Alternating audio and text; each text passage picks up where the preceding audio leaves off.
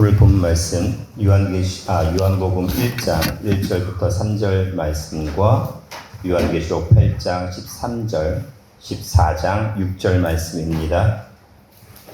요한복음 1장 1절에서 3절, 요한계시록 8장 13절, 14장 6절 말씀 제가 받들어 읽겠습니다. 요한복음 1장 1절에서 3절 말씀. 태초에 말씀이 계시니라. 이 말씀이 하나님과 함께 계셨으니 이 말씀은 곧 하나님이시니라. 그가 태초에 하나님과 함께 계셨고 만물이 그로 말미암아 지은 바 되었으니 지은 것이 하나도 그가 없이는 된 것이 없느니라. 요한계시록 8장 13절 말씀. 내가 또 보고 들으니 공중에 날아가는 독수리가 큰 소리로 이르되 땅에 거하는 자들에게 화가 있으리로다. 이 외에도 새 천사의 불나팔 소리를 인함이로라 하더라. 요한계시록 14장 6절 말씀.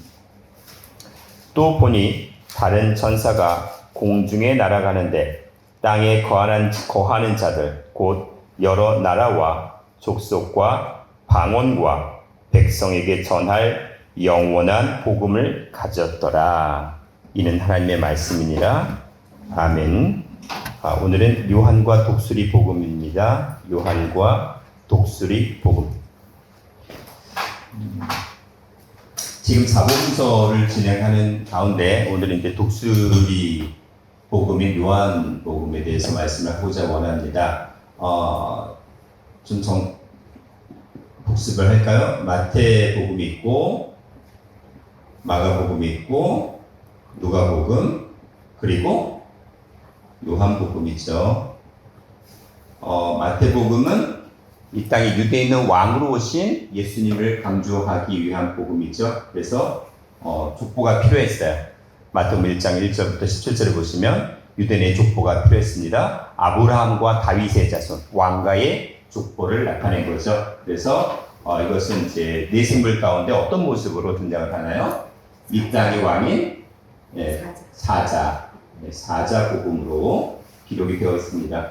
마가복음은 예수님께서 이 땅에 어떤 분으로 오신 것을 강조한 거죠? 네, 섬기는 종의 모습으로 오신 예수님. 그래서 십자가에 달리셔서 인류 역사를 대신에 피를 흘리시고 그들의 죄를 사했던 섬기는 종으로 오신 그 십자가 사건을 예표한 부분이기도 하죠. 그래서 종은 족보가 있다 없다? 없습니다. 그래서 종으로 오시는 분이고 모든 것을 희생하시는 분이기 때문에 내생물에 있어서는 소와 연관돼서 소복음이라고 말씀을 드릴 수 있습니다. 누가복음은 어떤 것을 강조를 했을까요? 이 땅의 창조주 하나님께서 사람의 모습으로 이 땅에 오셨다는 거죠. 그래서 이제 어떤 인성을 강조한 겁니다. 예수님의 인성을 강조하기 때문에 이것은 사람 또는 인자라고 합니다. 인자복음, 사람의 아들 인자복음이다 라고 말씀을 드렸습니다. 요한복음은 누가복음이 인성을 강조했다면 요한복음은 신성이에요. 그러니까는 그 예수님이 사람으로 보이지만은 본래는 창조주 하나님이시다. 그래서 신성을 강조합니다. 신성은 땅 차원이 아니고 본래의 본질은 하늘 차원을 말씀하시기 때문에 그것을 내생물에 있어서는 독수리에 해당하는 독수리 복음이라고 말씀을 드릴 수 있습니다. 요한복음은요, 이 독수리가 그냥 독수리가 아니라 공중, 하늘에 날아다니는 독수리로 언급을 계속 강조를 합니다. 하늘에 날아다니는 독수리로 계속 강조를 하고 있습니다. 이것이 이제 사복음과 그리고 이 땅에 오신 그 어떤 목적 그리고 모습들을 정리할 수가 있습니다. 자, 그러면 오늘 이제 독수리에 맞춰서 요한복음을 잠깐 정리해 보도록 하겠습니다. 자, 그러면 이 독수리는 누구를 상징해요? 누구요? 여호와 하나님을 가리킨다고 말씀하셨죠. 여호와 하나님을 가리킨다. 자, 신명기 32장 9절부터 12절입니다. 신명기 32장 9절부터 12절 말씀. 오늘 도성이부터 성경을 먼저 찾고 신명기 32장 9절부터 12절.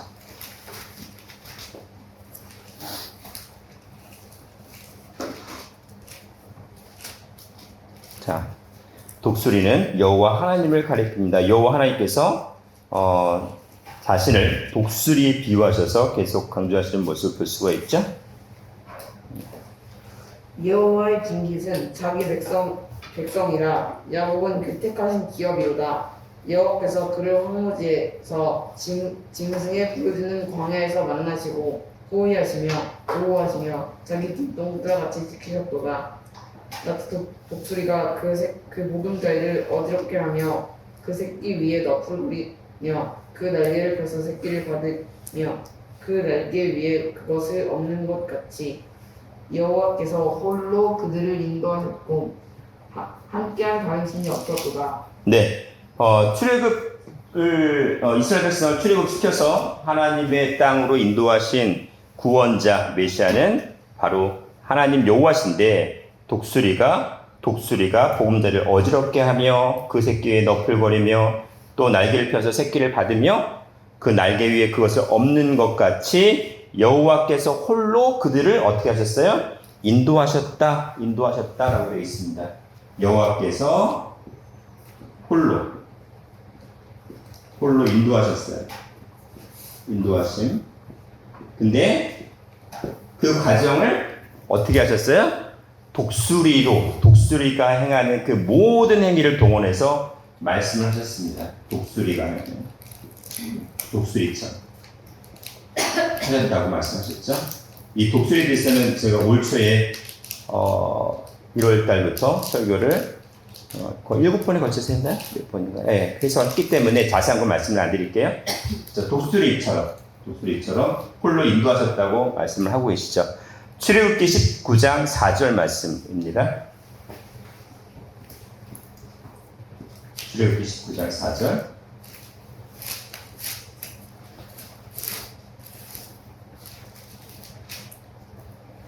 출애굽기 19장 4절.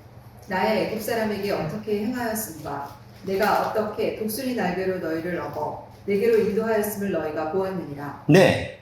출애굽기에서도 마찬가지예요. 독수리 날개로 너희를 업어서 내게로 인도했다. 업어서 인도했습니다. 인도하신 누구에게로? 하나님. 예, 네개로 나래요. 하나님께서 말씀하시는데, 야, 독수리 날개로 업어서 누구에게 딴 곳이 아니라 누구에게로? 결국 하나님 자신에게로 인도했다는 거죠. 하나님 자신에게로 인도했다라고 되어 있습니다. 자, 그러면 여기서 중요한 표현이 있어요. 독수리 날개로 업었다라는 개념이 있고 인도했다라는 개념이 있습니다. 업었다, 일단은 없다라는 개념이 있어요. 없다. 이 없다라는 개념 자체는 나사라고 하는데요. 나사라고 합니다. 나사는요, 들어 올리다라는 개념이에요. 들어 올리다. 어떻게 들어 올릴까요? 땅에서 하늘로 들어 올리다는 개념이에요. 없다라는 개념은 들어 올리는 거예요. 그러니까 어떤 그냥 어디 날아서 어디 운반하다는 개념 이전에 들어 올리다는 개념이 1번입니다. 어디로? 하늘로 들어 올리다라는 개념이 1번. 그게 나사예요. 그리고 이제 인도하다는 개념이 있어요. 인도하다. 자, 그러면 과정이 일단 들어 올립니다. 그 다음에 인도한다는데 누구한테로 인도를 해요? 예, 하나님께로 인도한다는 거예요. 그러니까는 들어 올리는데 이끌어냅니다. 들어 올려서 이끌어내다. 그리고 누구에게로? 들어 올려서 이끌어내는데 그 방향은 누구를 향해서? 예, 하나님 아버지께를 향해서. 하나님 아버지께. 이게 이제 없다, 인도하다 개념의 중심 의미예요. 하나님 아버지께로 인도했다. 결론은 그 얘기입니다. 자, 그러면 지금 인도하다는 개념은 나하라고 해요. 나하예요. 나사, 나하. 자, 그러면 하나님께서는 지금 출애굽을 말씀을 지금 신명기 32장과 출애굽 19장에서 말씀을 하고 있잖아요. 출애굽. 근데 이 출애굽의 본질은 뭐다? 결국 하늘로 들어 올려서 누구에게로? 하나님 아버지께로 오게 한다는 게 출애굽의 본질이라는 거예요. 출애굽은 단순히 그냥 역사적인 사건으로 끝나는 게 아니라 하나님께로 인도하시는데 먼저 그 하나님께 인도하시는 과정이 어디로? 땅이 아니라 땅에서 하늘로 들어 올려서 누구에게로? 하나님 아버지께로 이끄신다라는 개념. 그게 출애굽의 본질이라는 얘기를 하는 거죠. 자, 그 다음에 요 들어 올리는 과정 그리고 하나님 아버지께로 인도하는 과정을 약간 다른 표현으로 한 게 있어요. 이게 우리가 이제 요한계시록 12장에 보면 해를 입은 여자가 등장을 하는데 그 해를 입은 여자를 어떻게 설명할 수 있는지 잠깐 살펴볼게요. 자, 요한계시록 12장 14절 볼게요. 요한계시록 12장 14절. 그 여자가 큰 독수리의 두 날개를 받아 광야 자기 곳으로 날아가 거기서 그 뱀의 낯을 피하여 한때와 그때와 반때를 양육하더래. 네, 지금 여기 보면 이제 요한계시록 12장의 주인공은 해를 입은 여자잖아요. 해를 입은 여자가 등장하는데 요 해를 입은 여자를 하나님께서 어떻게 하셨냐면 어디로 인도하셨어요? 광야 자기 곳이잖아요. 지금 광야 자기 곳으로 인도하셨는데 이 광야 자기 곳으로 인도하신 그 과정에서 어떻게 인도하셨어요? 큰 독수리. 큰 독수리. 큰 독수리 두 날개로. 한 날개가 아니라 두 날개예요. 그렇죠? 왜 두 날개로 하셨을까요? 날개 하나로 날 수가 없어요? 독수리 두 날개잖아요. 자, 그러면 아까 독수리 하나님이신 독수리가 이스라엘 백성을 출애굽시켰습니다. 근데 먼저 아버지께 인도하기 위해서 어디로?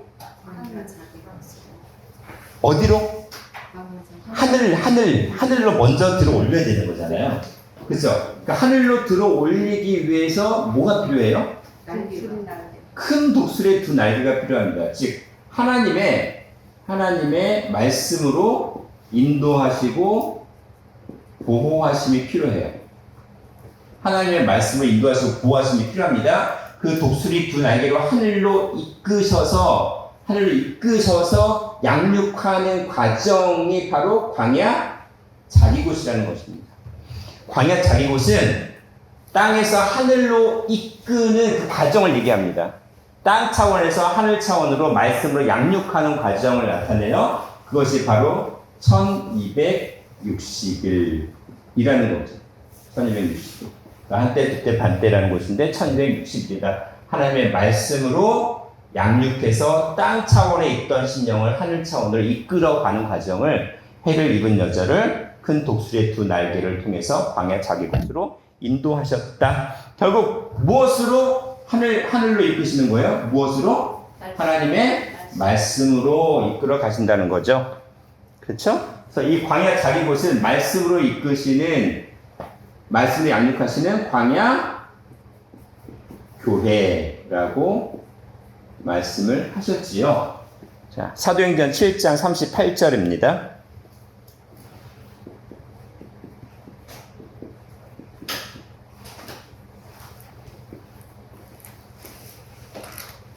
사도행전 7장 38절.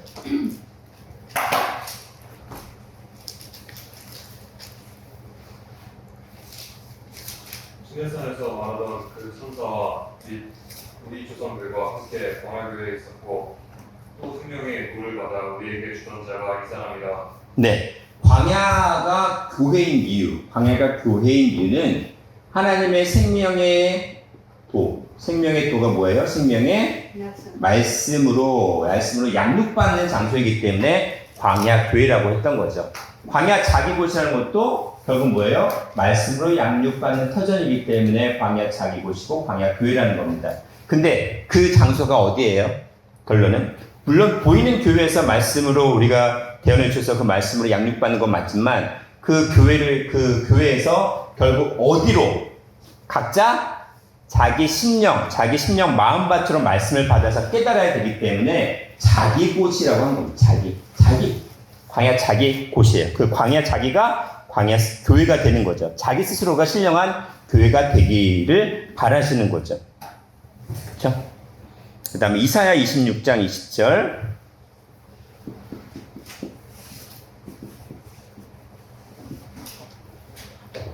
이사야 26장 20절. 내 백성아 알지어다 내 밀실에 들어가서 내 문을 닫고 분노가 지나기까지 잠깐 숨을 지어다. 네, 마지막 때도 우리가 피해야 될 곳이 밀실이 있어요. 밀실. 근데 그 밀실은 어느 밀실이에요? 너의 밀실이에요. 내 밀실이니까 너의 밀실이에요. 각자 자기 밀실이라는 거죠.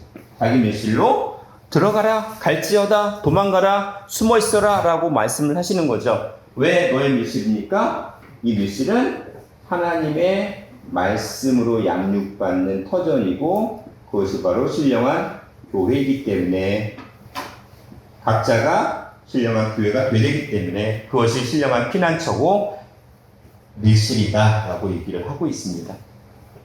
그러면 아까 큰 독수리의 두 날개니까 독수리는 어디에서 활동을 하죠?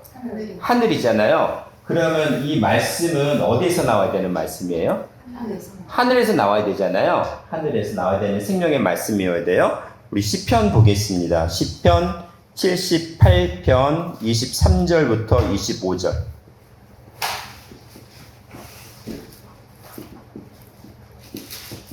시편 78편 23절부터 25절이요. 78편 23절 말씀.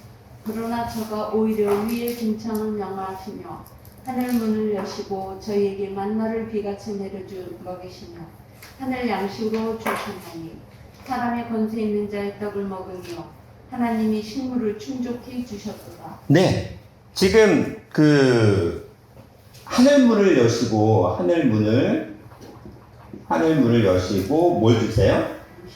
양식을 주시는데 그 양식이 뭐다? 예, 만나라는 양식이에요. 하늘 문을 여시고 주시는 만나인데 그 양식이 근데 어떤 하늘 문일까요? 3층의 말씀을 여기서는 위의 궁창이라고 되어 있어요. 위의 궁창. 그러니까는 셋째 하늘이라는 거죠. 셋째 하늘. 셋째 하늘 문을 여시고 내려주시는 그 생명의 양식이라는 겁니다. 셋째 하늘이죠. 우리가 창세기 1장 6절부터 8절 말씀 보시면 그 1장 6절에서 8절 다 아시죠? 하나님께서 어떻게 하셨어요? 궁창을 만드시는 과정들이 나오잖아요. 그 궁창을 만드시는 과정이 있는데 물 가운데 뭐가 있어요? 궁창이 있고 그 다음에 궁창 위에 물이 있고 궁창 아래 물이 있잖아요. 근데 우리에게 주시는 말씀, 양식은 어디에서 어느 문을 여시고 주시는 말씀이에요? 궁창 위에 물, 위에 궁창, 여기에 해당하는 영생 변화의 말씀이라는 것을 우리에게 지금 선포해 주시는 거예요. 그냥 주시는 말씀이 아니라는 거죠. 예수님께서 이 땅에 오셔서 주신 말씀도 결국 뭐예요? 궁창 위의 말씀이었어요. 셋째 하늘의 말씀이죠. 우리 고린도 후서 볼까요? 고린도 후서 2장 12절.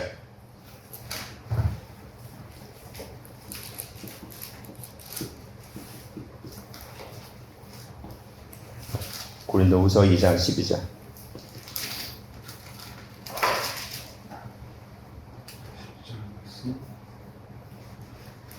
내가 그리스도의 복음을 배우며 들어와야 이르되 주와여서 문이 내게 열렸습니다. 죄송합니다. 고린도 후서 2장 12절이 아니고요. 예, 고린도 후서 12장인가요?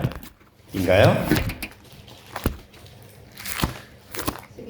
네, 12장 1절부터 4절인데 4절 말씀 볼게요.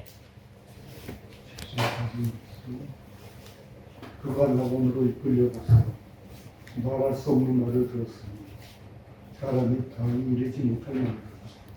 네, 그 다음에 2절도 읽어주세요. 내가 그리스도 안에 있는 한 사람을 아니 14년 전에 그가 셋째 하늘에 이끌려간 자 그가 몸 안에 있었는지 몸 밖에 있었는지 나는 모르다가 하나님은 아십니다. 네, 지금 고린도후서 2장 1절부터 4절에 보면 사도 바울이 셋째 하늘로 이끌림을 받았는데 그것은 사람이 말로는 가히 표현할 수 없고 설명할 수 없는 곳이라고 하셨어요. 근데 그 셋째 하늘이 뭐다? 낙원이다라고 얘기를 했습니다. 낙원. 그게 셋째 하늘이라는 거예요.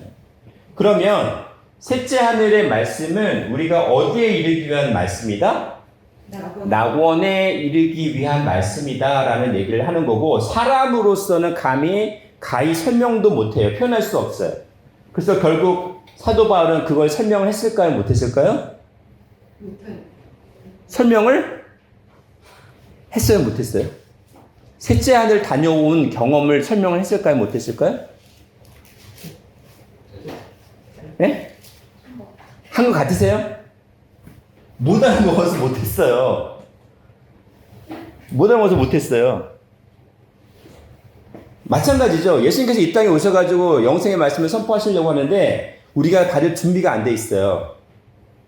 땅의 일로, 땅의 말로 표현해도 못 알아먹으니까 하늘의 일을 어떻게 얘기를 할 수가 있겠냐 이거죠. 그쵸?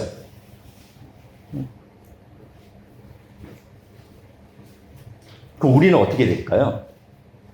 지금? 우리가 안다는 개념과 먹다는 개념이 있어요. 그걸 우리 알아먹는다고 보통 얘기를 하잖아요. 그렇죠? 근데 우리는 안다는 개념은 말씀을 뭐 한다는 개념이에요, 결국? 말씀을 먹는다는 개념이에요. 먹는 거예요, 그게. 알아먹는다는 거는 안다는 개념과 먹다는 개념이 같이 있어요. 아는 것은 먹는 거예요. 말씀 먹을 수 있어야 돼요. 근데 그 먹는데 그 먹지 못하는 거는 알지 못한다는 거고 계속 걸려 넘어진다는 거죠. 뭔가 계속 걸려 넘는 거예요. 이게 안 들리는 거예요. 계속 안 들리는 거예요. 그러면요. 셋째 하늘의 말씀, 이 낙원에 이르는 그 말씀은 우리가 뭐 해야 되는 거예요? 먹어야 돼요. 먹어야 돼요. 자, 그 다음에 이 독수리가 어디를 난다고요? 하늘을 날잖아요. 네, 요 연관돼서 말씀을 드리는 거예요. 지금 이제 셋째 하늘 얘기 나왔는데 하늘을 어디를 날까요? 하늘 어느 쯤에서 날까요? 아주 높은 곳으로. 오, 높은 곳이. 네, 어쨌든 하늘을 나는 독수리예요. 하늘을 나는 독수리. 독수리인데 어디 하늘? 높은 하늘. 그럼 높은 하늘은 몇째 하늘? 셋째 하늘 이어야 되지 않겠어요? 그쵸? 자, 요한계시록 8장 13절 말씀 보겠습니다.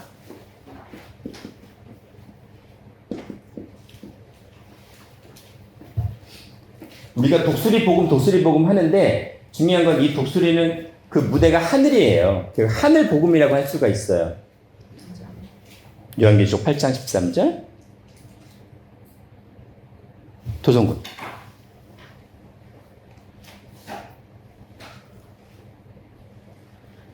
내가 또 보고 들으니 공중에 날아가는 독수리가 큰 소리로 이르되 땅에 거하는 자들에게 화가 있으리로다. 이 외에도 새 천사가 불 나팔 소리를 인함이로다 하더라. 네. 지금 어디를 날아가는 독수리가 있어요? 공중에 날아가는 독수리인데 몇 마리예요? 한 마리에 두 마리에 세 마리예요? 한 마리 같아요? 네. 공중에 날아가는 한 마리의 독수리입니다. 독수리 한 마리가 어디를 가냐면 하늘 한 가운데를 날아다닌다라고 돼 있어요. 공동 번역은 독수리 한 마리가 하늘 한 가운데서 날아다닌다라고 표현을 했어요. 표준 세번역도 날아가는 독수리 한 마리가 하늘 한 가운데에서 날면서라고 했어요. 하늘 한가운데. 그 다음에 요한계시록 14장 6절 말씀 볼게요. 14장 6절.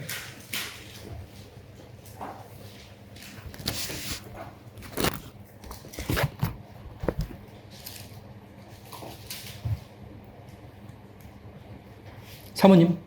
또 보니 다른 천사가 공중에 날아가는데 땅에 거하는 자들 곧 여러 나라와 족속과 방언과 백성에게 전할 영원한 복음을 가졌더라.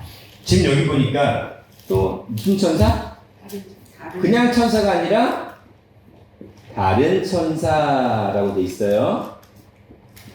다른 천사가 어디를 가? 공중. 어디를? 공중. 공중에. 공중이라고 되어 있어요. 다른 천사는 누굴까요?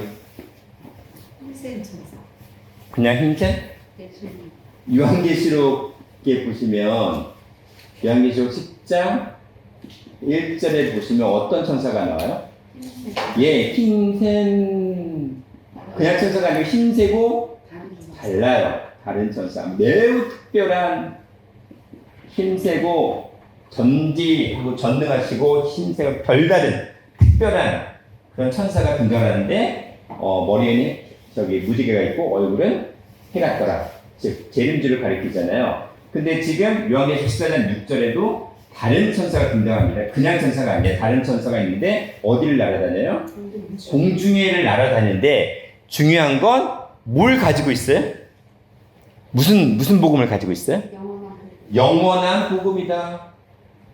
힘든 다른 천사가 공중에 있는데 영원한 복음을 가지고 있대요. 영원한 복음. 왜 영원한 복음일까요? 영원한 생명입니다. 복음이라는 거는 뭐 굿뉴스라고 하잖아요. 복된 소식이라고 하잖아요. 근데 우리에게 있어서 가장 복된 소식은 영생. 영원한 생명이기 때문에 영원한 생명을 영원한 복음이라고 얘기를 한 겁니다. 영원한 생명을 가진 힘센 다른 천사가 있는데 그 힘센 다른 천사가 어디에? 공중에 있다라는 얘기예요. 그러면은 그냥 힘센 다른 천사가 있는데 영원한 복음을 가졌다라고 얘기해도 상관이 없잖아요. 근데 공중에라고 기록을 한 이유가 있겠죠. 왜 공중에라고 기록을 했을까요? 왜? 어디요? 땅이 있으니까. 땅이 있으니까? 대립되는.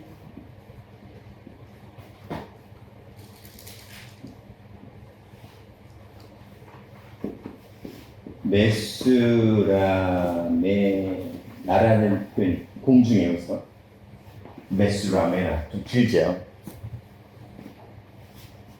메수라네마라는 표현이 있는데 이게 공중에 해당하는 표현이에요. 아네마. 네? 아네마. 라메나, 메수라메나, 메수라메나, 메수라메나. 네. 이게 무슨 표현이냐면,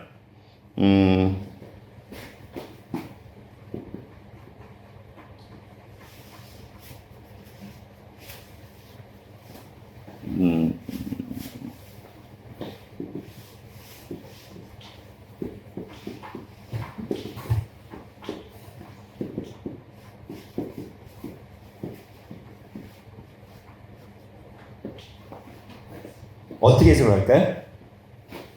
가장 높은 지점이에요. 하이스트 포인트. 어디에서? 하늘들 중에서 헤븐즈, 그냥 헤븐이 아니라 헤븐즈, 하늘 중에서 가장 높은 지점이 어디지? 그렇죠. 셋째 하늘이에요. 그게 영어로 표현하자면 이렇게 할 수 있어요. 메수라메나는 메수라메나라는 곳은 우리가 아까 여기 지금 요한계시록 8장 13절에서는 어떻게 했냐면 하늘 가운데라고 보통 많이 그 한글 성형태를 많이 번역을 했지만 메수라메나의 표현은 하늘 가운데라고 얘기하기도 하지만 가장 본질적인 뜻은 어디예요? 하늘들 중에 가장 높은 지점. 그러면 셋째 하늘인 거죠, 영적으로. 셋째 하늘에 속한 복음을 가진 자예요. 그게 영원한 복음이라는 거예요. 셋째 하늘이에요. 아까 그러면 셋째 하늘은 아까 어디에 이르는 것? 낙원. 있죠. 근데 이 낙원을 보통 어디를 얘기해요? 천국. 천국? 우리가 실낙원, 복낙원 할 때 그 에덴 동산, 에덴 동산을 가면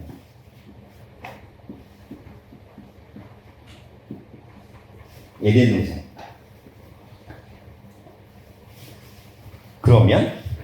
그러면요, 이건 제가 나중에 한 번 더 정리를 하겠지만, 낙원은 에덴 동산을 가리키잖아요. 그게 셋째 하늘 차원이라고 했잖아요. 그러면 우리가 낙원에 들어가면 끝난다는 개념인가요? 낙원에서 지금 아까 지금 해를 입은 여자가 독수리 두 날개를 받아서 어디로 간다고요? 광야 자기곳이라고 했잖아요. 이 광야 자기곳이 신령한 밀실이라고 했고 말씀으로 생명의 도로 양육받는 곳이라고 했잖아요. 그 양육받는 곳인데 지금 그거를 셋째 하늘이라고 얘기했네요. 근데 그 셋째 하늘을 사도 바울은 낙원이라고 얘기했네요. 그것이 바로 에덴 동산이거든요. 그러면 결국 아까 저기 제가 처음에 말씀드렸어요. 우리가 출애굽, 영적인 출애굽은 하늘로 이끌어 올려서 결국 누구에게로? 하나님 아버지께로 가는 게 목적이잖아요. 그러면 이 하늘 차원이 결국 뭐예요? 셋째 하늘 차원이고 낙원의 개념이잖아요. 그럼 또 뭐가 남았어요? 하나님 아버지께로 이끌림 받아서 가야 된다는 거 아니에요? 예? 이끌림 받는다는 거예요? 일단 거기까지만 걸어두세요. 거기까지만. 헷갈릴 수 있어서. 우리가 그냥 예수 믿고 천국에 간다고 하면 간단한 것 같은데 성경은 그렇지가 않아요. 아주 체계적으로 더 세밀하게 말씀을 하고 계시거든요. 자, 그 다음에 이 공중에 날아다니는 독수리가 세미한 음성으로 말씀하실까요? 아니면 큰 소리로 말씀하실까요? 원래 큰 소리가 나는데. 네? 원래 큰 소리가 나는데. 원래 큰 소리로 했는데 그런데 지금 그렇지 않다는 건가요? 큰 소리. 네? 큰 소리. 큰 소리 같아요? 오늘 본문 말씀 뭐라고 하고 있어요? 예? 공중에 날아가는 독수리가 세미한 음성으로 얘기했어요? 아니면 큰 소리로 얘기했어요? 큰 소리 했잖아요. 그렇죠? 큰 소리로 네, 선포하시는 거예요. 큰 소리 선포하시는 독수리입니다. 자, 그러면 큰 소리를 잠깐 살펴볼게요. 요한계시록 지금 8장 13절에 우리가 읽지는 않을게요. 공중에 날아가는 독수리입니다. 지금 공중에, 그럼 아까 공중은 뭐라고 했어요? 낙원. 지금 가장, 하이스트 포인트, 가장, 하늘 중에 가장 높은 차원이니까 셋째 하늘 가리키는 거잖아요. 셋째 하늘을 가리키는 공중에 날아다니는 독수리가 지금 어떤 존재, 공중에 날아다니는 독수리는 영원한 복음을 가진 존재죠. 영원한 복음. 그렇죠? 영원한 말씀, 영원한 복음을 가진 존재가 즉 셋째 하늘의 말씀이네요. 셋째 하늘 차원의 말씀을 가진 자가 선포를 합니다. 선포를 해요. 그렇다면 선포를 하는데 이거 갖다가 지금 한마디로 얘기한 게 뭐예요? 큰 소리예요. 큰 소리. 네. 우리가 메가처치, 큰 교회, 큰 의미를 할 때 메가라는 말을 쓰잖아요. 그게 헬라어로 메가라는 말을 써요. 메가폰이라고 하죠. 이게 폰이라는 거는 음성이라는 뜻이에요. 음성. 소리. 여기에서 우리가 핸드폰. 예, 그게 나온 거예요. 그렇죠? 폰에서 이거 맞아요? 네. 헬라어 쓰고 영어 쓰면 더 헷갈려요. 그쵸? 요 폰에서 폰이 나온 거예요. 폰에서. 소리 음성이라는 말에서 나온 거죠. 메가폰이에요. 근데, 우리가 메가폰 이거 있죠? 메가폰. 예, 확성기. 예. 그 메가폰 여기서 나온 거죠. 어쩌면 헬라어 발음을 그대로 아마 차용을 했던 것 같아요, 내가. 근데 일단은 여기 그 본문에 있는 문법적으로 보면 폰의 메갈레라고 써야 되는데 폰의 메갈레인데 이거는 기본형을 다 쓴 겁니다. 큰 소리예요. 큰 소리는 어떤 소리다? 셋째 하늘의 말씀이고 영원한 복음이다. 그렇죠? 그 얘기를 하는 거예요. 큰 소리. 근데 독수리의 영원한 복음이잖아요. 그러니까 결국 뭐예요? 하나님의 영원한 영원한 말씀, 영생의 말씀을 가리키는 거죠. 그게 큰 소리입니다. 신명기 5장 22절.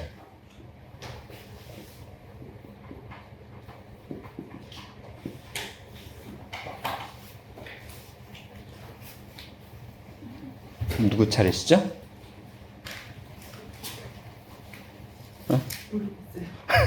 좀 전에 누가 읽으셨어요? 사모님 읽으셨어요?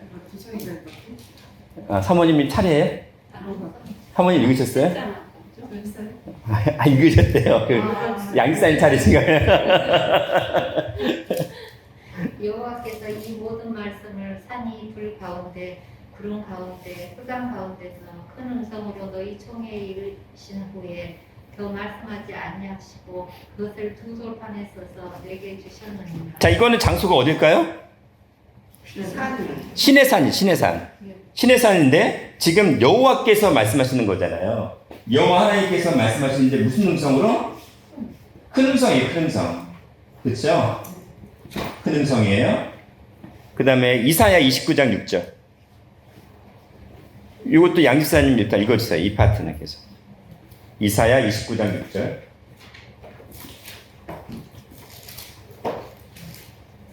만군의 여호와께서 정력과 지진과 큰 소리와 세리바람과 폭풍과 맹렬한 불꽃으로 그들을 징벌하실 것인즉. 네, 만군의 여호와께서 여기도 여러 가지 표현이 나옵니다. 병력, 지진, 회리바람, 폭풍, 맹렬한 불꽃. 근데 거기에 또 핵심이 또 뭐예요? 큰 소리. 큰 소리죠. 우리 신약도 볼까요? 신약에서도 어떻게 말씀하셨는지. 자, 그럼 신약에서는 하나님께서 누구로 오셨어요?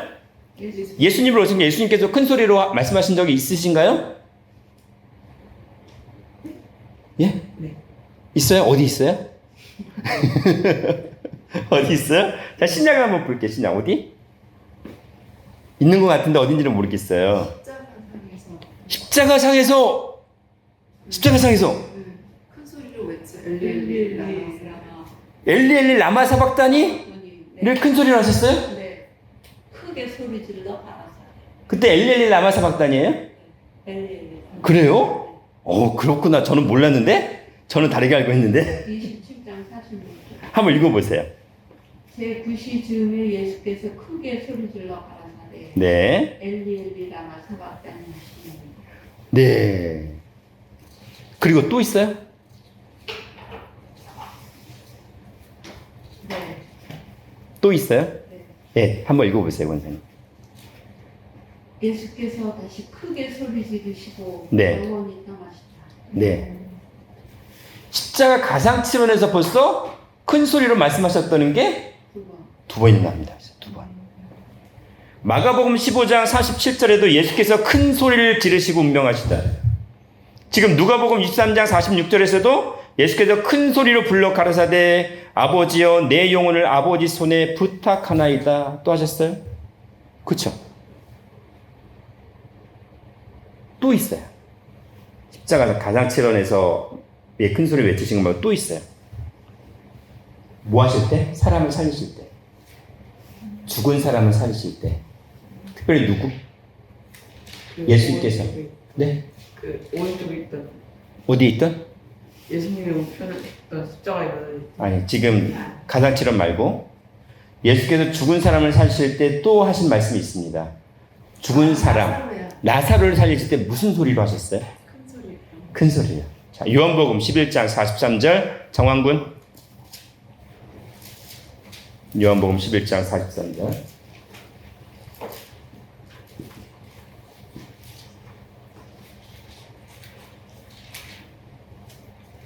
이 말씀을 하시고 큰 소리로 나사로가 나와 부르시니 44절까지.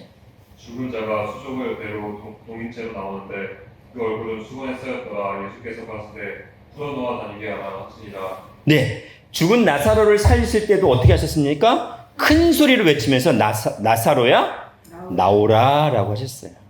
그렇죠? 나사로야 나오라. 지금 구약에서도 큰 소리로 말씀하셨고 신약에서 이 땅에 오신 하나님께서도 이 땅에 오신 하나님이신 예수님께서도 큰 소리로 말씀하시고 십자가상에서도 큰 소리로 두 번이나 또 말씀하셨습니다. 자, 그리고 지금 그러면 마지막 때 재림주도 어떻게 말씀하실까요? 계속 큰 소리 계속 나오겠죠.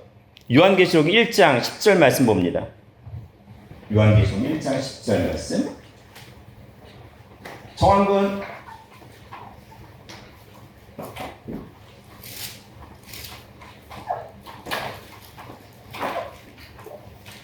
주의 날에 내가 성령에 감동하여 내 뒤에서 나는 나팔 소리 같은 큰 소리를 들으니. 지금 어떻게 하셨어요?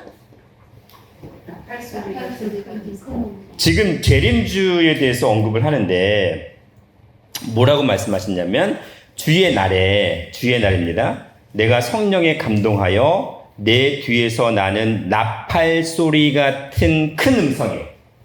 지금 큰 음성이에요. 근데 뭐 같은? 나팔 소리. 나팔 소리가 결국 뭐다? 큰 음성, 큰 소리인 거예요. 큰 음성, 큰 소리. 아까 원어는 똑같아요. 메가와 폰을 썼습니다. 원래 문법적으로는 폰의 메갈레라고 말을 해요. 폰의 메갈레. 폰의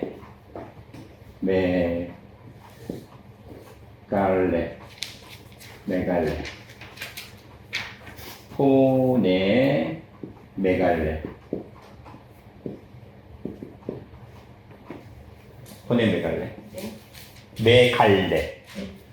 메갈레. 이게 큰 소리라는 문법적인 표현이에요.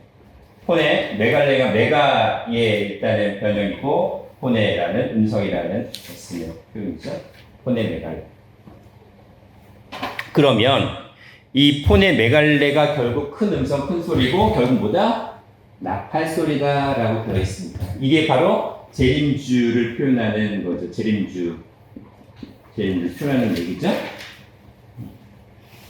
그 다음에 요건 이제 아까 이제 우리가 잘 알고 있는 요한계시록 10장 1절부터 3절 말씀. 요한계시록 10장 1절부터 3절.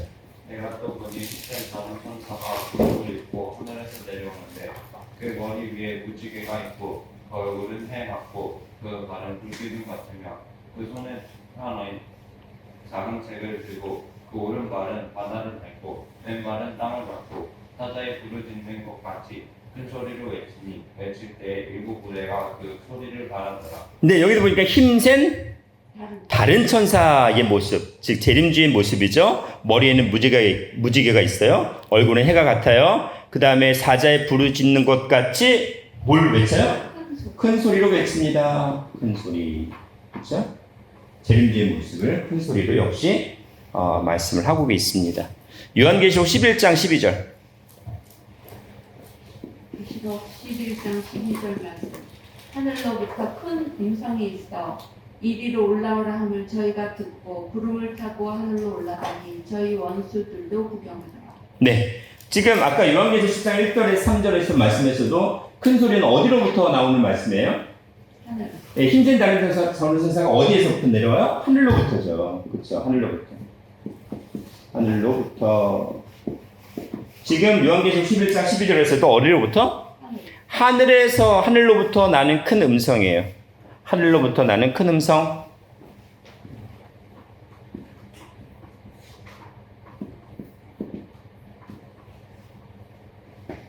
어디로부터? 네. 하늘로부터 나는 큰 음성. 올라오든 보이스, 어느 빅 보이스 이렇게 할 수가 있죠. 자, 14장 2절도 보겠습니다. 요한계시록 14장 2절 이것도 권사님 부탁드리겠습니다. 14장 2절 말씀. 내가 하늘에서 나는 소리를 들으니 많은 물소리도 같고 큰 내성도 같은데 내게 들리는 소리는 검은 곳 타는 자들의 그 검은 곳 타는 것 같더라. 네. 하늘에서 나는 소리가 뭐 같다고요? 많은 물소리.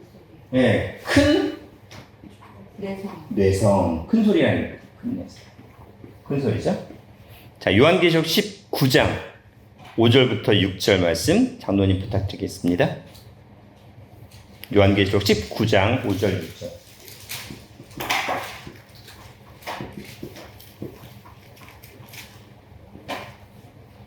무저에서 음성에서 그러되 하나님의 종들 곧 그를 경외하는 너희들 물은 데서 다 우리 하나님께 찬송하라 하더라.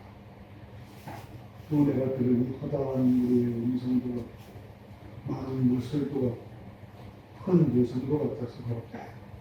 할렐루야 주 함께 하나님 곧 전능하신 이가 통치하시겠다. 네, 보좌에서 음성이 나는데 그 보좌에서 나오는 음성이 뭐 같아요 또? 물소리가 네, 많은 물소리도 있고 큰 내성. 네, 큰 뇌성. 여기도 큰 뇌성이 나오죠? 큰 소리. 자, 지금 보좌라고 했잖아요. 보좌. 이 보좌를 어디에 펼치셨어요? 보좌가 어디에 펼친다고 하셨나요? 하늘에서 펼치신다고 제가 지난번에 말씀드렸어요. 보좌는 하늘에 대한 표현이죠. 그렇죠? 또 하늘에서 나오는 큰 소리죠. 하늘 계속 하늘이에요. 공중에 날아가는 독수리가 큰 음성, 큰 소리를 외친 것, 하늘에서 나는 큰 음성, 큰 뇌성이 나오죠. 그 다음에 요한계시록 21장 3절도 보겠습니다. 이것도 장로님 부탁드리겠습니다. 21장 3절.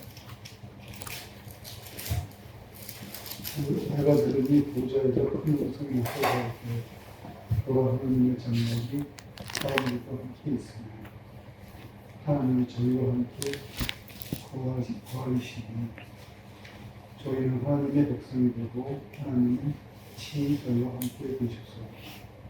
네. 여기도 보좌에서 큰 음성이 났다고 되어 있죠. 하늘에서 큰 음성이 나는 것과 동일한 표현이라고 말씀을 드렸습니다. 자, 그러면 이제 중요한 결론 부분이 남았어요. 계속 지금 공중에서 계속 소리가 나요. 하늘에서 나오는 소리가 계속 강조하셨어요. 공중, 하늘, 큰 소리라고 말씀하셨고 그게 셋째 하늘이라고 말씀입니다. 셋째 하늘의 변화 말씀이고 영생의 말씀이다 라고 얘기를 하셨습니다. 그러면 성경에서 되게 중요한 표현이 있는데 일단은 우리 고린도전서 볼까요? 고린도전서 15장 51절 52절 말씀 보십니다. 15장 고린도전서 15장 51절에서 52절이에요.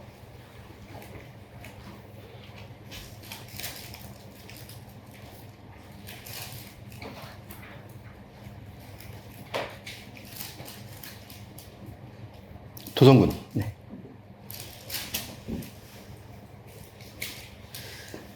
보라, 내가 너희에게 비밀을 말하노니 우리가 다 잠잘 것이 아니요 마지막 나팔의 순식간에 호련히 다 변하리니 나팔 소리가 나매 죽은 자들이 썩지 아니할 것으로 다시 살고 우리도 변화하리라. 네, 여기 보니까 뭐가 나와요?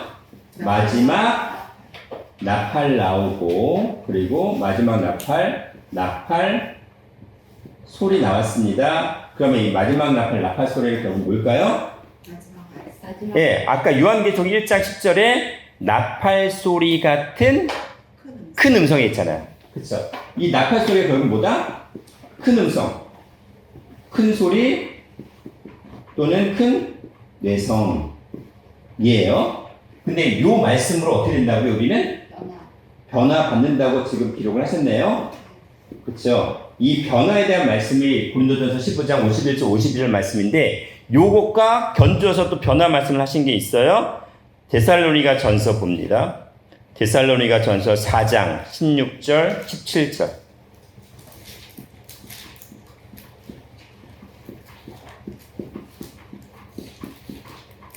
데살로니가 전서 4장 16절 17절.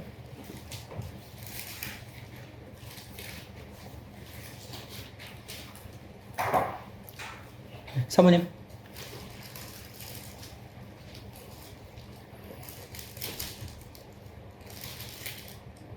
데살로니가 누가전서 4장 16절 주께서 호령과 천사장의 소리와 하나님의 나팔로 친히 하늘로 쫓아 강림하시리니 그리스도 안에서 죽은 자들이 먼저 일어나고 그 후에 우리 살아남은 자도 저희와 함께 구름 속으로 끌어올려 공중에서 주를 영접하게 하시리니 그리하여 우리가 항상 주와 함께 있으리라. 네. 여기도 보니까는 하나님의 나팔이 나오네요.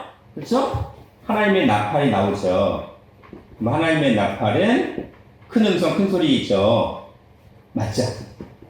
자, 여기까지는 그래 이해를 하시겠어요. 근데 하나님의 나팔로 친히 하늘로 쫓아, 하늘로부터 나오는 거잖아요. 하늘로 쫓아 강림하시리니 라고 되어 있네요. 강림. 하나님의 나팔 소리, 큰 음성, 변화, 마지막 변화 말씀이 어떻게 한다고요? 강림. 강림한대. 강림. 무슨 뜻이에요? 선포. 강림한대. 내려오시는 선포. 강림은 내려오는 개념이잖아요. 어디로 내려와요? 땅. 땅이잖아요. 하늘로부터 땅으로 내려오잖아요. 이 하늘은 영적으로 셋째 하늘, 그렇죠? 셋째 하늘 궁창 위의 말씀이잖아요. 궁창 위의 말씀, 즉 하나님의 나팔, 큰 음성이 어디로? 땅으로. 이 땅은 그럼 어디예요? 공창 우리 아래. 심령, 네? 공창 아래. 우리 심령 결국 땅은 궁창 아래이지만 그 영적으로 타락한. 그렇죠. 창세기 1장 2절 말씀이죠. 타락한 땅의 심령이, 너 흑암의 깊음에 있는 그 타락한 그 심령의 땅 위에 말씀이 내려온다는 거예요. 들어온다는 거예요. 그렇게 되면 어떻게 된다고요? 그리스도 안에서 죽은 자들, 먼저 순교한 자들이 먼저 일어나고 부활한 다음에 또 영생 변하겠죠? 그 다음에 그 위에 살아있는 자들은 살아서 어떻게 되는 겁니까? 구름 속으로 끌어올려간대요. 자, 이렇게 하면 어디로 끌어올려가요? 지금 구름 속으로, 이걸 구름이라고 봐주세요. 구름 속으로 끌어올려져요. 이게 무슨 얘기일까요?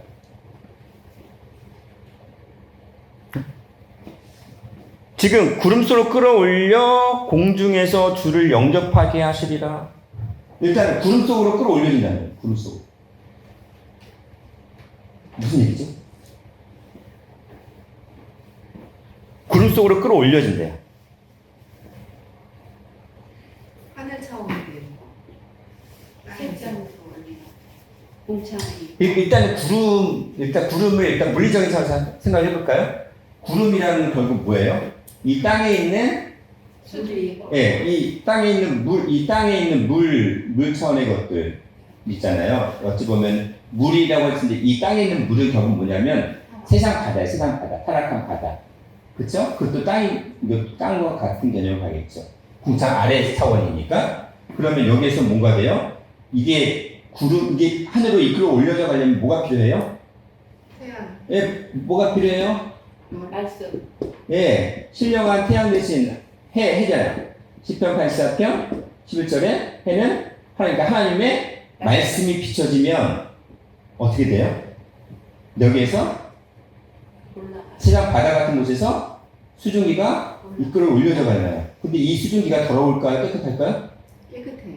순수한 순수한 물들만 입자들만 쭉 올라가잖아요. 올라가서 공중에서 이게 어떻게 됩니까? 구름을 형성. 이게 모이게 돼서 어떻게 돼요? 구름으로 형성이 되잖아요. 구름. 그쵸? 그럼 뭐예요? 하나님의 말씀을 통해서 우리 심령이 점점 어떻게 되는 겁니까? 깨끗한 심령으로 자라 올라가는 과정을 뭐라고 얘기를 한 거예요? 구름이다. 구름이다 얘기를 했어요. 구름. 그리고 구름이 돼서 이게 점점 모아져가지고 수증기를 머금게 되잖아요. 그러면은 이게 구름은 수증기가 모여져서 결국 이 수증기가 결국 뭐가 되냐면 물이 되는 거잖아요. 그러면은 우리가 신명기 32장 2절 말씀에 하늘에서 내리는 비 이를 뭐라고 했어요? 이슬 양식. 있을 또는 비 모든 것들을 하나님의 교훈 말씀이다라고 얘기를 했죠. 한번 볼까요?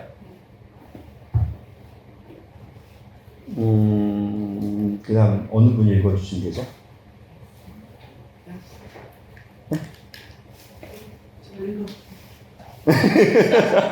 계속 양지사님이 그럼? 양지사님 차례신 것 같아요. 신명기 32장 2절 말씀. 나의 교훈은 내리는 비요 나의 말을 외치는 이슬이요 여랑 뿌리에 부는 비요 채소 이에 단비로다. 네, 계속 비의 종류를 얘기하면서 단비, 내리는 비 그 얘기를 하잖아요. 하나님의 말씀을 내리는 비라고 얘기했잖아요. 우리가 말씀을 머금고 이게 하늘로 이끌어져 올라가면 그것이 모아져서 구름이 되고 구름이 이게 물로 꽉 차게 되면 또 뭐가 돼요? 비가 돼서 땅으로 내려오잖아요. 그 비 역시도 뭐예요? 하나님의 교훈인 거죠. 말씀인 거죠. 그러면 지금 성도들이 자라가는 과정이 말씀을 통해서 점점 우리가 하늘 차오로 양육받아 올라갑니다. 그럼 뭐가 됩니까? 신령한 구름이 됩니다. 구름은 땅에 있어요? 하늘에 있어요? 하늘이죠. 그 공중이라고 돼 있어요. 지금 데살로니가전서 4장 17절에 구름 속으로 끌어올려서 어디에서? 공중에서 누구를 영접하게 되네요? 공중에서, 즉 공중에서. 이 공중은 어떤 하늘? 셋째 하늘, 가장 높은 하늘 중에 가장 높은 하늘이라고 아까 말씀드렸잖아요. 공중에서 누굴 영접해요? 주님을 영접한대. 무슨 말씀일까요?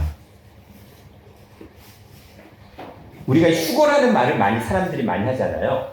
휴거를 어떻게 보통 얘기를 하냐면 마지막 때가 되면 예수님에게서 마지막 나팔소가 막 울려 퍼지고 사람들이 갑자기 증발하듯이 사라져요. 그쵸? 하늘로 올림을 받는다고 얘기를 하잖아요. 표면적으로 그렇게 다 얘기를 해요. 그렇잖아요. 그런데 성경에서 말씀을 하시는데 하나님의 나팔이 하늘로부터 선포가 됩니다. 그 다음에 그 살아남은 자들, 이 땅에서 순교자의 삶을 사는 이 땅의 성도들이 말씀으로 양육받아서 어디로? 하늘 구름과 같은 신령한 존재가 돼요. 신령한 존재가 되면 이 하늘에서 존재가 되면 결국 누구를 만납니까? 아까 제가 처음에 말씀을 드렸던 것처럼 신령한 출애굽을 통해서 하늘로 이끌어 올려서 결국 누구를 만난다고요? 누구에게로 이끌으신다고 하셨어요? 아버지, 나에게로 이끄신다고 했잖아요. 그럼 누굴 만나는 거예요? 아버지를 만나는 거잖아요. 그렇잖아요. 네. 아까도 그 얘기를 했던 거를 지금 데살로니가 전서에서 동일하게 얘기를 하시는 거거든요. 자동차가 출고하는 날짜가 있어야 되려면 이미 완성이 됐어야죠. 완성이 돼야 출고하는 날짜가 있는 것처럼 성도들이 하나님 아버지와 만나는 것, 아버지와 함께 한다는 것, 아버지와 함께 한다는 그 개념, 만나서 하나가 된다는 개념이 있으려면 뭐가 돼야 돼요? 말씀으로 양육받아서 이미 셋째 하늘 차원으로 완성된 성도들이 돼야 누굴 만나요? 예, 주님을 만나고 아버지를 만나는 거죠. 그게 신령한 출애굽의 최종 결론을 얘기하신 거거든요.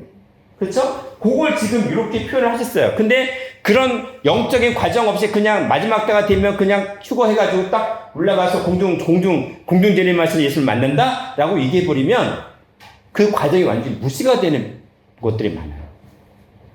말씀을 계속 양육받는 그런 과정들이 완전히 무시가 돼요. 개념 속에. 결과만 보는 거지, 결과만. 영적인 이런 개념 속에서 결과적인 그런 휴거의 개념이 있다고 얘기할 수 있지만 이 영적인 과정이 무시되면 안 된다는 얘기를 하는 거죠.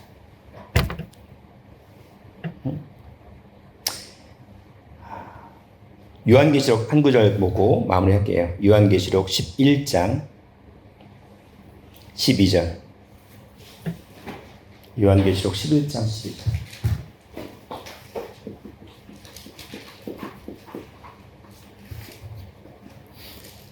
이거 같이 읽어볼게요. 이거는 다 같이. 요한계시록 11장 12절 말씀 시작. 하늘로부터 큰 음성이 있어 이리로 올라오라 함을 저희가 듣고 구름을 타고 하늘로 올라가니 저희 원수들도 구경하더라. 자, 요한계시록 10장에 보시면 힘센 다른 천사가 뭘 들고 있냐면 펴놓인 작은 책을 들고 있고, 펴놓인 작은 책, 즉 감추어졌던 말씀이죠. 지금까지 감추었던 말씀을 어떻게 하신 거죠? 오픈. 네, 오픈하신 거죠. 공개하신 거죠. 이게 펴놓인 작은 책이잖아요. 이게 변한 말씀을 선포하셨다는 얘기예요. 이 말씀을 누구에게 주냐면 두 증인에게 갖다 먹으라고 하십니다. 두 증인 갖다 먹고 이 받은 말씀을 며칠 동안 1260일 동안 예언합니다. 예언했는데 말씀을 듣지 않는 저 그리스도 세력들은 그 말씀을 듣지 않으려고 두 증인을 어떻게 해요? 예, 공격하고 죽이죠. 그래서 사망하죠. 근데 하나님께서 이들을 부활시킵니다. 그리고 그 부활시키시는 결론의 말씀이 뭐냐면 하늘로부터 뭐가 있어요? 하늘로부터 큰 음성이 있습니다. 큰 음성이 있어요. 그렇죠? 하늘로부터 큰 음성이 있어서 이리로 올라. 네, 어떻게 하라고요? 이리로 올라오라라고 했어요. 올라오라. 그렇죠? 올라오라고 했어요. 지금 하늘로부터 큰 음성, 독수리의 큰 음성을 선포하시는 그 독수리의 말씀을 통해서 어떻게 됩니까? 우리는 땅에서 하늘로 이끌려 올라가잖아요. 이게 아까 독수리 날개로 업는다, 업어서 나른다는 개념이 한 땅에서부터 하늘로 이끌려 올라가는 거예요. 이게 올라가는 거예요. 올라가는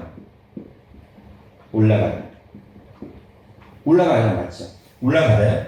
그리고 올라오라고 명령하시고 저희가 그 말씀을 어떻게 했어요? 큰 음성의 말씀을 안 들었어요? 들었어요? 들어야 깨달아야 우리가 땅에서 올라갈 수 있는 거잖아요.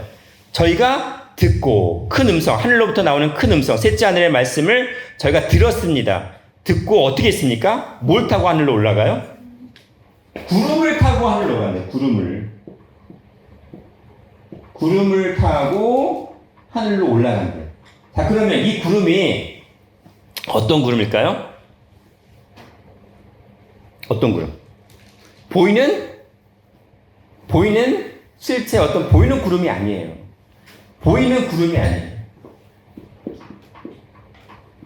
구름을 탄다라는 개념이 있는데 여기서 구름을 탄다라는 개념은 in a cloud를 했어요. 구름을 타다.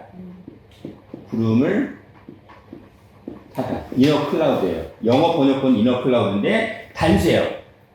하나의 구름 속에 있게 된다는 거예요. 그렇죠? 그럼 무슨 얘기일까요? 구름을 탄다라는 거는 결국 무슨 얘기일까요? 네? to heaven인데 어디로 구름에서 어디로 가요? 하늘로 간다는 거잖아요. 그렇죠? 구름을 타고 하늘로 간대요. 그러면 이 구름을 탄다는 게 정말 손오공 얘기 나오는 것처럼 구름을 자동차로 딱 삼아서 하늘로 쭉 올라가는 겁니까? 그 얘기 아니잖아요. 뭐가 된다는 거예요? 각자가? 말씀을 듣고 하늘로부터 나오는 셋째 하늘의 말씀을 듣고 어떻게 되는 거예요? 올라가는 거잖아요. 어떻게 올라가요? 구름이 되어지는 거죠. 올라가는 거는. 구름을 탄다는 거는 올라간다는 개념과 동일한 얘기예요. 구름을 타고 하늘로 향하는 것을 바로 올라가는 거예요. 올라간다는 거는 변화 영생의 말씀인 하늘의 큰 음성을 듣고 우리가 땅에서 즉 신령한天 하나님의 말씀의 빛으로 우리가 땅에서 수증기 되어 하늘로 이끌어 올라가서 뭐가 돼요? 구름이 되는 것처럼 우리 성도 각자 한 사람이 뭐가 되는 거죠? 구름이 되어지는 거예요. 말씀을 듣고 그 변화 말씀, 하늘의 변화 말씀을 들으면 뭐가 되는 거죠? 구름을 탄다는 개념이 그렇게 공중에 이끌어 올라간다는 개념. 우리가 이 땅에서 살지만은 우리가 지금 이 땅에 보이는 거 이 땅에 살고 있죠. 근데 우리의 생각, 우리의 삶과 우리의 사상 어디를 향하고 있어요? 하늘로 향해서 점점 올라가요, 내려가요? 올라가고 있잖아요. 올라가고 있잖아요. 지금 여기서 죽임을 당했다는 두 증인들의 그 죽임을 당한 거는 보이는 죽임을 당했다는 표현이 아니고 영적인 죽임을 당했다는 표현이 들어가 있어요. 영적으로. 우리가 이 세상에서 영적으로 계속 죽임을 당하고 공격을 받고 하잖아요. 그렇잖아요. 두 증인이라는 건 어떤 두 증인, 어떤 한 존재만 가리키는 게 아니라 신령한 우리 다 모든 하나님의 백성들, 성도들을 가리켜 두 증인이라고 해요. 왜 두 증인이에요? 왜 두 증인? 나와 누구? 하나님. 나와 하나님이에요. 주와 합한 자는 주와 합한 각자 나는 뭐다? 원래는 한 영이잖아요. 이 한 영이 되는 과정 중에 그 중간 과정이 뭐예요? 처음에는 하나님 만났을 때 말씀 만났는데 말씀과는 아직 온전히 하나가 못했어. 그 다음에 결국 뭐예요? 하나 더하기 하나는 둘이잖아요. 1 더하기 1은 둘이잖아요. 더하기의 신앙이에요. 더하기 신앙. 근데 나중에 말씀을 점점 깨닫고 1 곱하기 1은 뭐가 돼요? 하나가 되는 이 신앙이에요. 그게 한 영이 되는 거잖아요. 두 증인이 말씀을 선포하고 순교의 신앙으로 이 땅에서 승리했습니다. 그 다음에 뭐가 돼요? 하늘로 올라가면 주와 만나서 뭐가 되는 겁니까? 주와 합한 자, 주와 만나서 하나가 되는 거예요. 네. 그 과정을 지금 이렇게 얘기한 거죠. 이렇게. 이해되셨나요? 네. 그러니까 이걸 표면으로만 계속 이해를 하면은 우리가 지금 성경 따로 나 따로가 되거든요. 성경은 표면 속에 뭘 감추셨어요? 이면을 감추셨잖아요. 표면과 이면이 같이 있는 게 성경이잖아요. 그러니까 지금 독수리 복음이라는 요한은 태초에 말씀이 계시니라 이 말씀이 하나님과 함께 계셨으니 이 말씀은 곧 하나님이라 했어요. 그 태초의 영원한 말씀을 우리에게 선포하시는 하늘 차원의 말씀을 지금 요한이 소개를 한 겁니다. 우리가 그거를 땅 차원에서 보면 이 말씀을 못 깨달아요. 그리고 우리도 동일하게 어떤 차원? 공중으로 올라가서 하늘 차원이 돼야 이 말씀이 요 차원이었구나라는 걸 알게 되고 보게 되는 거죠. 그렇죠? 그래서 더 좋은 약속, 영생의 말씀을 우리가 시작하셨잖아요. 언제? 몇 월 며칠? 7월 10일 대속죄. 그 대속죄는 어디로 이어지냐면 무슨 년? 희년으로 이어지는데 그 희년은 결국 뭐였어요? 큰 나팔. 나팔을 선포라고 했죠. 큰 나팔, 큰 음성이잖아요. 그래서 변화로 이어지는 거죠. 하늘 공중으로 이끄는 울림을 받는 거죠. 희년이라는 게 나팔, 양각 나팔을 가리킨다고 말씀을 드렸잖아요. 그게 우리가 죽음으로부터 자유케 되는 그런 날인 거죠. 그래서 더 좋은 약속의 열매를 우리 영생 변화의 열매로 선포하는 우리 삶이 되시기를 주님의 이름으로 축원하겠습니다. 기도합니다.